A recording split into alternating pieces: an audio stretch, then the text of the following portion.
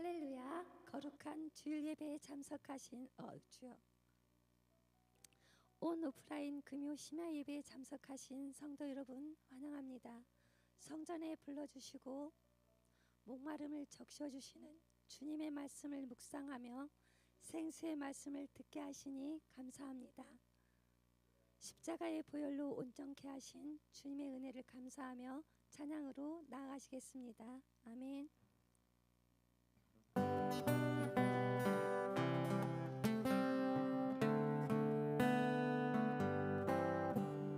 누구든지 목마르거든 내게로 와서 마셔라. 누구든지 목마르거든 내게로 와서 마셔라. 나를 믿는 자는 성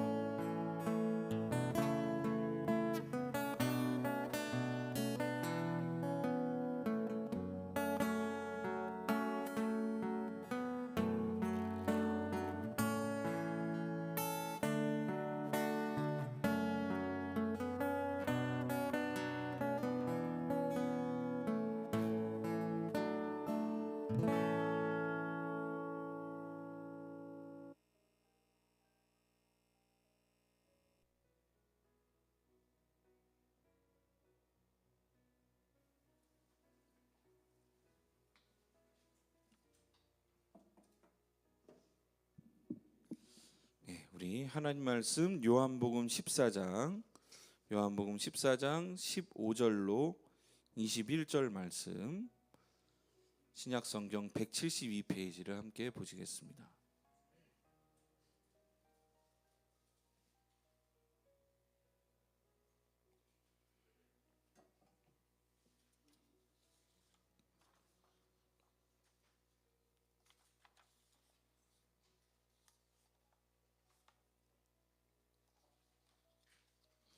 요한복음 14장 15에서 21절 말씀을 다 함께 한 목소리로 합독하겠습니다. 시작. 너희가 나를 사랑하면 나의 계명을 지키리라. 내가 아버지께 구하겠으니 그가 또 다른 보혜사를 너희에게 주사 영원토록 너희와 함께 있게 하리니 그는 진리의 영이라. 세상은 능히 그를 받지 못하나니 이는 그를 보지도 못하고 알지도 못함이라. 그러나 너희는 그를 아나니 그는 너희와 함께 거하시며 또 너희 속에 계시겠음이라. 내가 너희를 고아와 같이 버려두지 아니하고 너희에게로 오리라. 조금 있으면 세상은 다시 나를 보지 못할 것이로되 너희는 나를 보리니 이는 내가 살아있고 너희도 살아있겠음이라. 그날에는 내가 아버지 안에 너희가 내 안에 내가 너희 안에 있는 것을 너희가 알리라. 나의 계명을 지키는 자라야 나를 사랑하는 자니 나를 사랑하는 자는 내 아버지께 사랑을 받을 것이요 나도 그를 사랑하여 그에게 나를 나타내리라. 아멘. 할렐루야. 오늘 나라를 사랑하는 분들로 인해서 주어진 하루의 휴식에 감사하고 또 하나님을 사랑하는 마음으로 예배할 수 있음에 감사하며 예배에 나아가길 주의 이름으로 축복합니다. 오늘은 요한복음 14장을 통해서 나를 사랑하면이란 제목으로 잠시 은혜 나누겠습니다. 정말 어떤 것을 사랑한다라고 하는 것은 얼마나 고귀한 것인가, 얼마나 희생적인 것인가를 사실 우리가 부모가 되어서 비로소 조금 알게 되는 것 같아요. 그 전까지는 누군가를 사랑한다 하면서도 내가 너무나 많이 살아있는데 그나마 물론 부모가 된 뒤에도 내가 여전히 많이 살아있는 걸 느끼죠. 그렇지만 그나마 부모가 된 뒤에 자식에 대한 그 사랑은 그나마 좀 더 헌신적이고 이게 사랑이었구나. 나의 아버지와 어머니가 나를 이렇게 사랑하셨구나 라는 것을 배우게 되는 것 같습니다. 지난 주말에 하나님의 사랑으로 간증 콘서트를 우리가 가졌죠. 간증 콘서트에서 주신 은혜가 한 주 동안에 저를 굉장히 흥분되게 하고 많은 여운을 줬습니다. 특히 김기영 교수님이 진정 어린 간증을 통해서 많은 감동을 줬어요. 그래서 빨리 그 간증이 편집돼 나오면 좋겠다 했는데 편집돼 나와서 제가 링크로 보내드리겠습니다. 그래서 그 간증을 못 들으신 분들은 꼭 들어보시고 하나님이 주시는 또 은혜를 받으시면 좋을 것 같아요. 근데 그 김기영 교수님이 주신 그 간증 중에서 그 한마디가 계속 제 안에서 맴돌았어요. 뭐냐면 하나님은 나에게 복을 주시려 하는 것보다 나의 죄와 상처를 다루기를 더 원하신다. 그렇게 얘기하셨어요. 그러니까 하나님 앞에 우리는 복 받고자 나옵니다. 하나님 앞에 하나님 내 기도에 응답해 주세요. 하나님 나의 이 모든 것들을 해결해 주세요. 그러고 나오는데 하나님은 내가 원하는 복이라 생각하는 그 행복, 그 복을 주시는 것보다 더 먼저 행하시는 것이 있는데 그것이 바로 나의 상처와 나의 모든 죄를 먼저 다루신다는 거예요. 그걸 어루만지고 회복시키는 게 하나님한테는 우선이시라는 거예요. 그게 제 마음을 계속 맴돌고 한 주 동안 감동이 있었어요. 정말 그렇구나 그런 생각을 했습니다. 나의 모습을 내가 제대로 못 보기 때문에 내가 이게 꼭 필요하다고 하나님 앞에 구하는 게 아닐까. 나의 모습을 제대로 본다면 하나님이 나한테 하시는 게 먼저 있어야 되는 거구나라고 고백하지 않을까. 여러분 아무리 화려한 옷과 정말 궁궐 같은 집이 있다 하더라도 그 사람이 정말로 지금 다 죽어가는 상처가 몸에 깊이 패어진 그러한 상처들이 있다면 그 사람을 보고서 맨 처음에 해줄 게 뭐겠습니까? 당장 응급처치를 하고 당장 수술을 하고 당장 고치는 것이 먼저 아니겠습니까? 그런 것과 마찬가지예요. 나는 복과 보상을 바라지만 하나님은 나의 추함과 죄악을 먼저 해결하기 원하신다는 거예요. 그거를 고치시는 것이 당연하다는 거예요.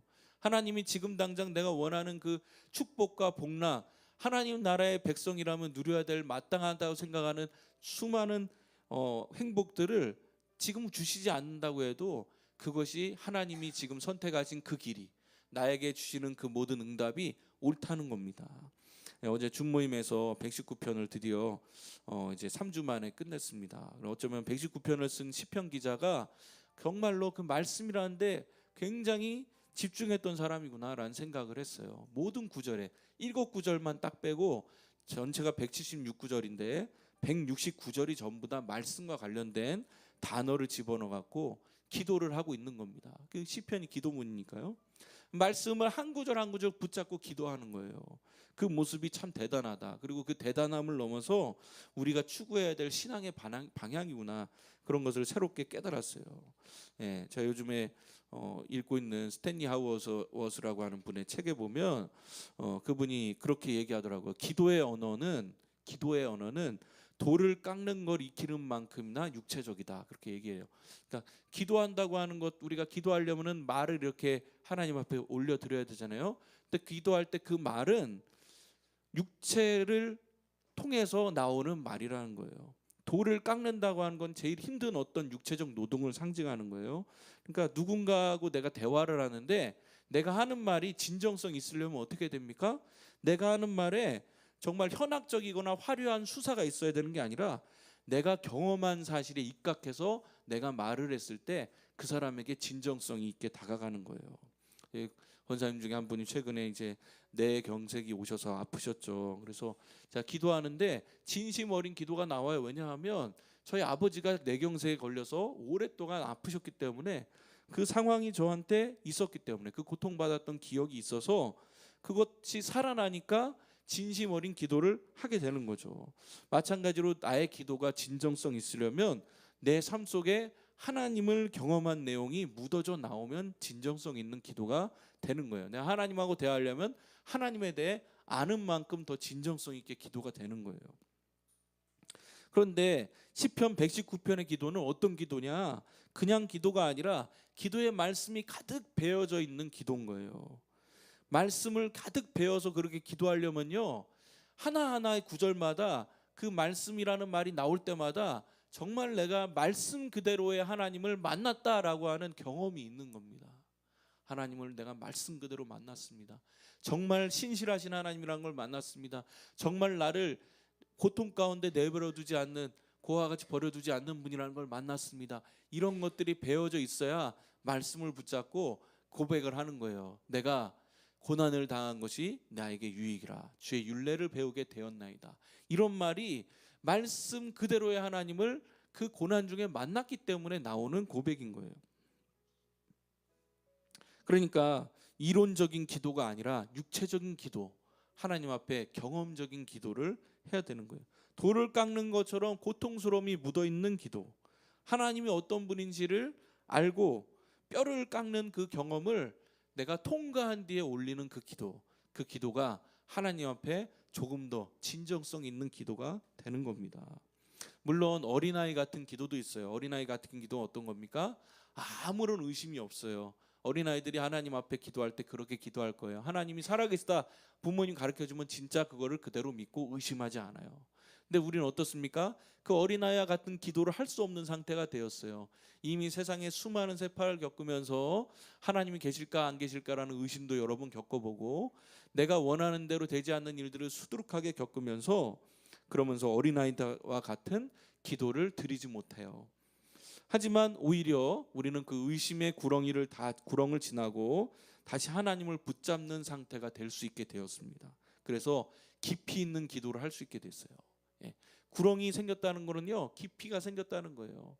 우리가 절망과 나락의 좌절의 구렁을 지났다고 하는 거는요, 깊이를 얻게 되었다라는 거예요. 상처가 생겼다는 거는 깊이를 하나님이 기도에 더하셨다는 거예요. 향나무에 향을 내기 위해서 상처를 내는 것처럼 우리가 그리스도의 향이 나도록 하나님이 우리를 깎으셨다는 겁니다.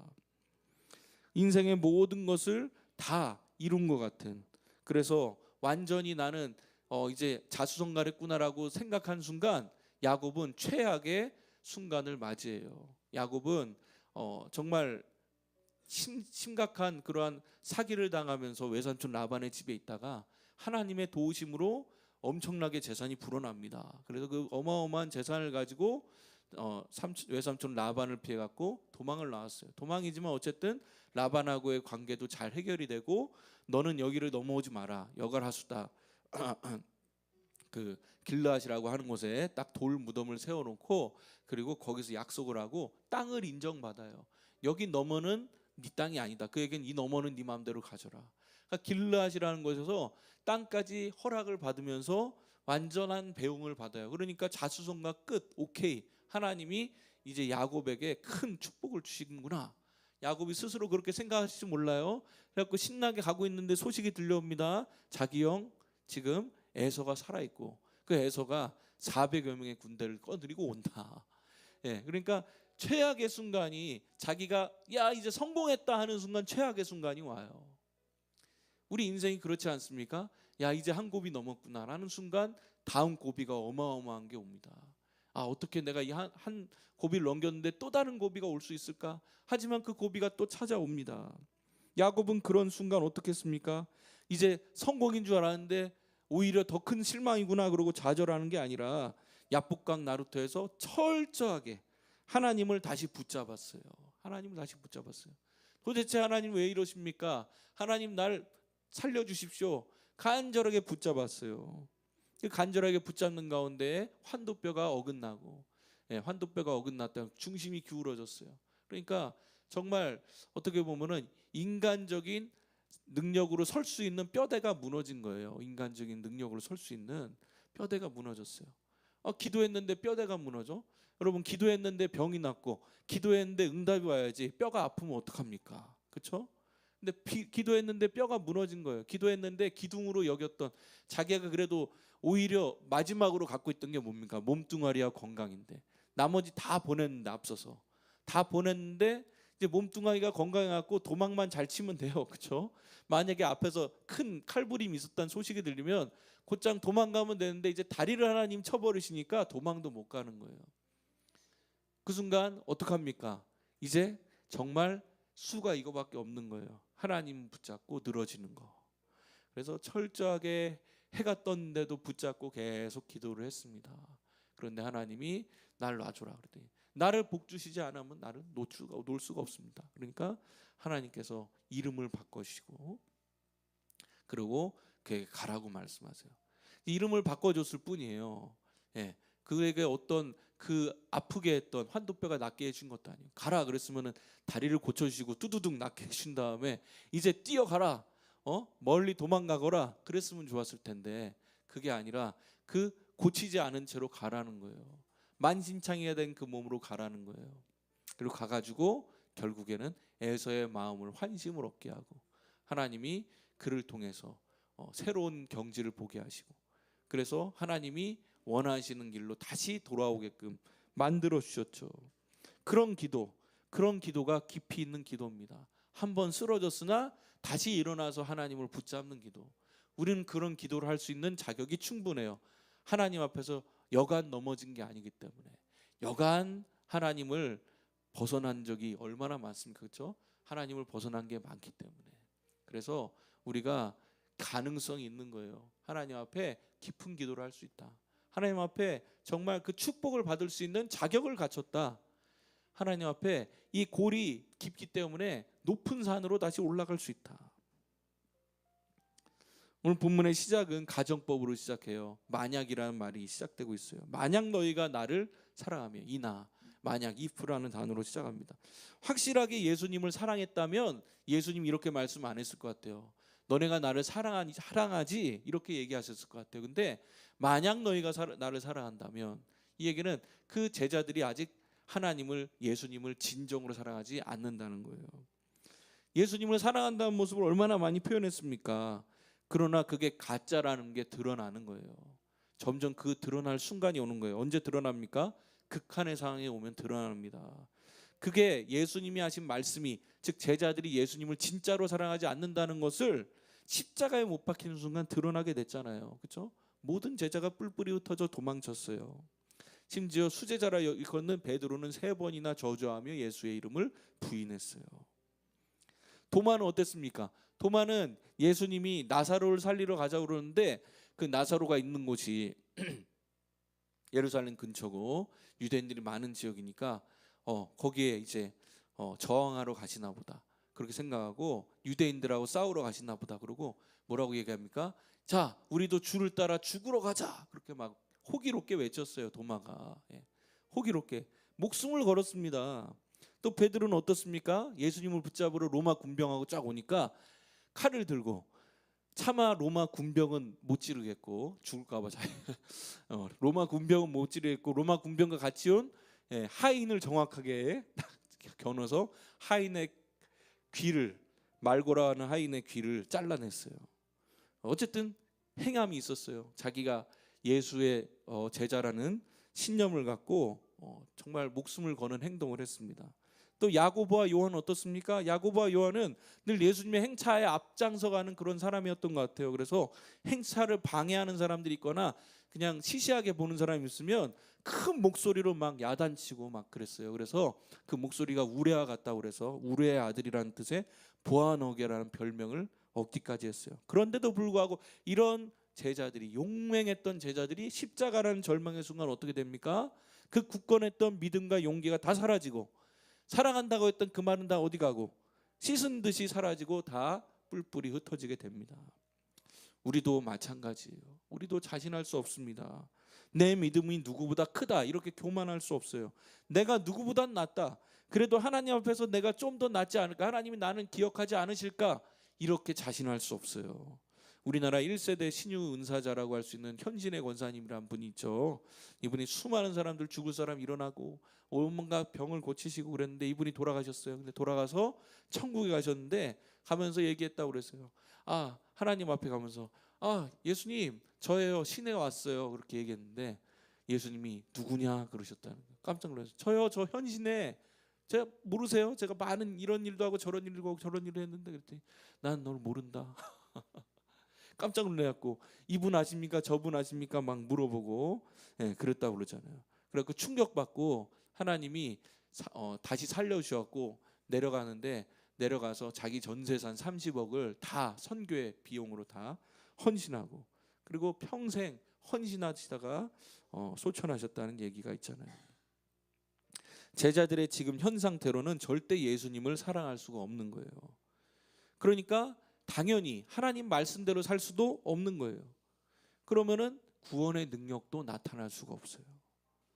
그러나 예수님은 제자들이 그런 상태에 있다고 그래서 야 너는 자격이 안 되니까 끝 아웃 하지 않으셨어요. 절망의 구렁텅이로 내몰고 야 넌 자격이 안 되니까 내 제사에서 탈락이야 이러지 않으셨어요.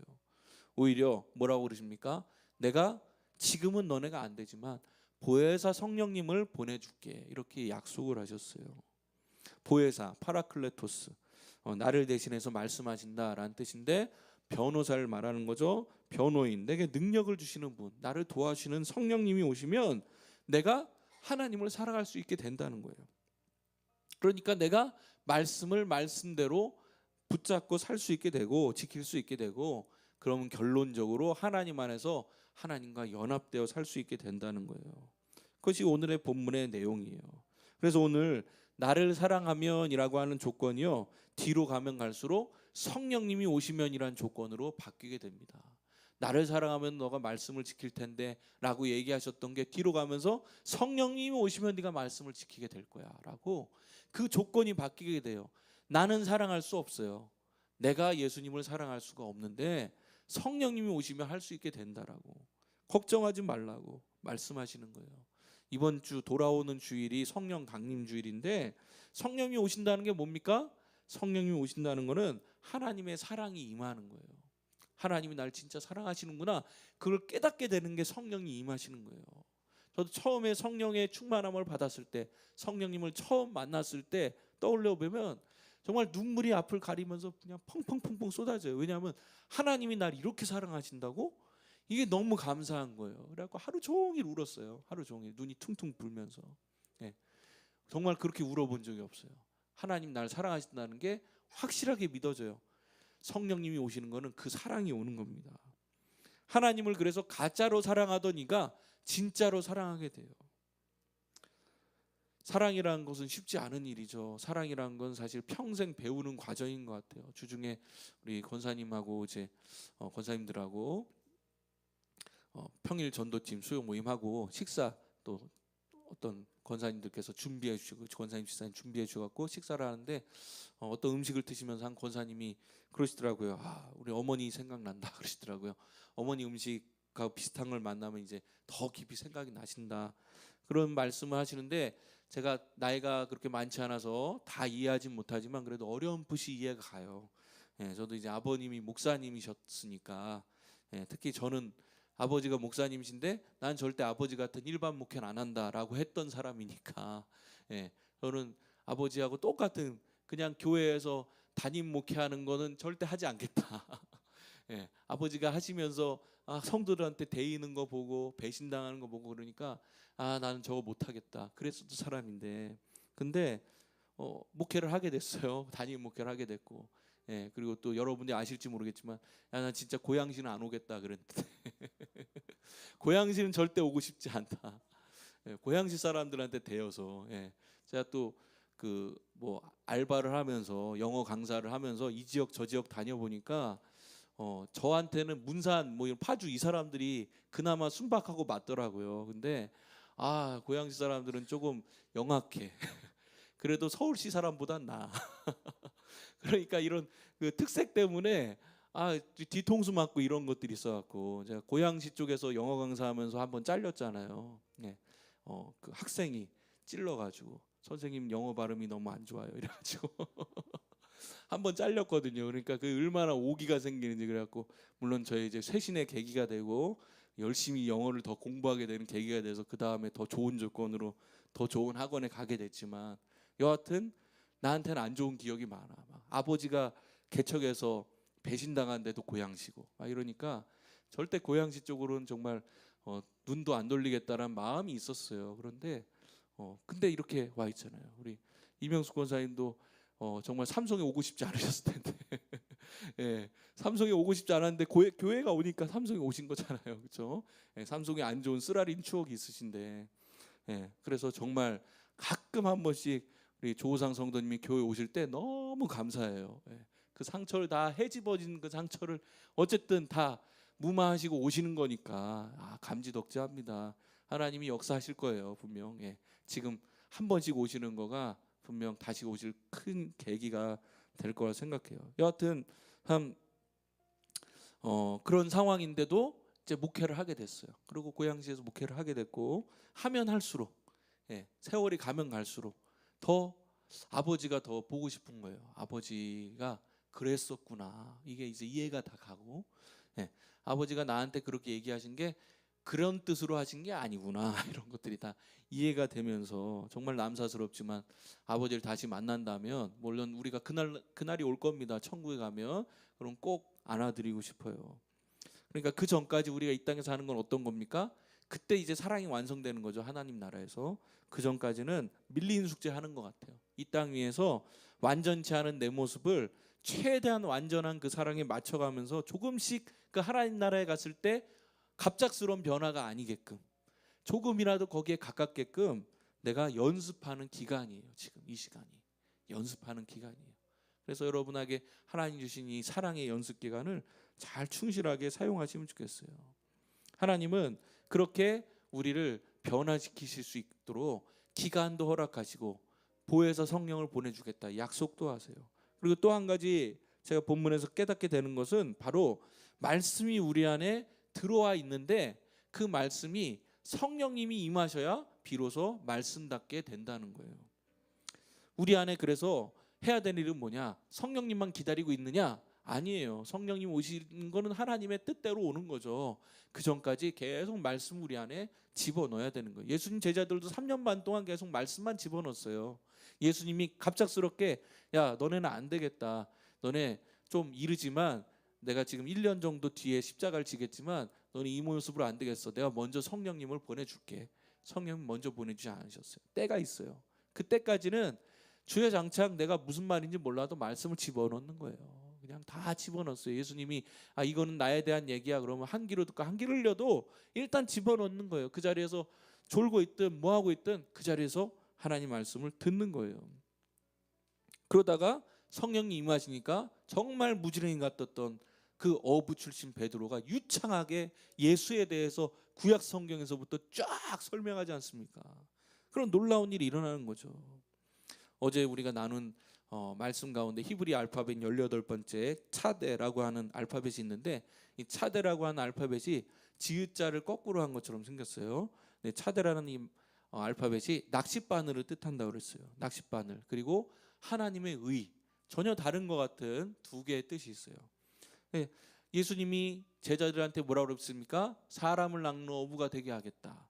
그래서 베드로와 제자들이 나중에 어떻게 됩니까? 사람을 낚아요.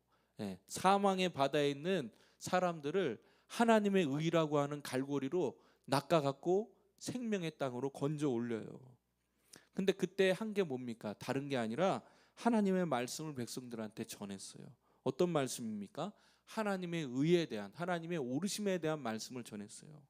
그래갖고 쫙 전하고 마지막에 뭐라고 그래요? 너희가 이 생명의 주를 죽였다. 그 얘기는 뭐예요? 너네가 틀렸어. 하나님이 오라. 하나님의 의를 전했어요. 그랬더니 하나님의 올바른 의로움이 드러나니까 그 의로움 앞에서 죄인된 우리를 발견하는 거예요. 그래서 자신들의 죄를 보고 그 백성들이 뭐라 합니까? 형제들아, 우리가 어찌알고 회개의 입질이 왔어.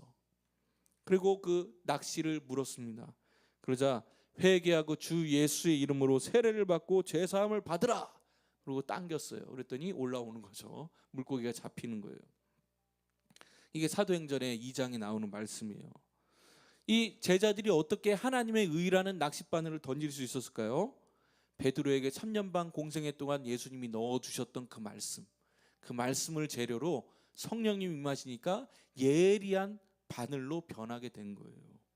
하나로 깨어진 거예요. 그 모든 말씀이 예수는 메시아다, 예수는 그리스도다로 쫙 깨어지니까 그걸 던졌더니 모든 백성이 우리가 어찌할꼬 라고 그 앞에 입질을 할 수밖에 없게 되었던 거예요.